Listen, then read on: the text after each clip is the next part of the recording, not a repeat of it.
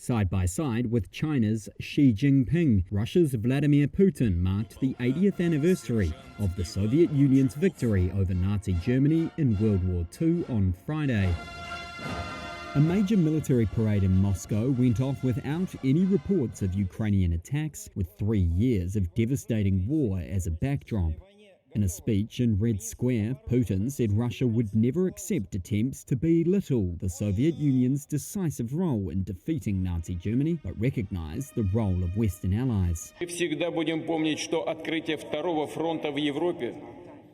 We will always remember that the opening of the Second Front in Europe after decisive battles on the territory of the Soviet Union brought the victory closer.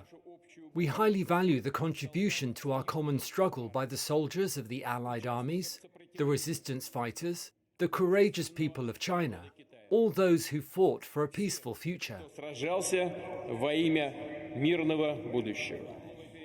Putin made no criticism of the West and referred only in passing to the Ukraine war, Europe's deadliest since World War II. Drones were paraded for the first time, as well as tanks and intercontinental missiles capable of carrying nuclear warheads. More than 11,500 troops lined up, including 1,500 who have fought in Ukraine. Chinese troops took part in the parade, and Putin shook hands with North Korean officers, praising them for their fighting skill. North Korean soldiers have helped Russia fight an incursion into its western Kursk region by Ukrainian forces, seeking a bargaining chip in any peace talks.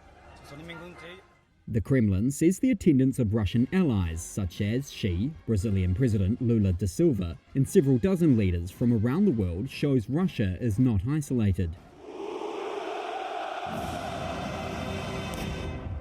Ukraine attacked Moscow with drones for several days this week, though there were no reports of major attacks on Moscow on Friday, amid a 72-hour ceasefire declared by Putin. US President Donald Trump on Thursday called for a 30-day unconditional ceasefire between Russia and Ukraine and said if the truce was not respected, then the US and its partners will impose further sanctions.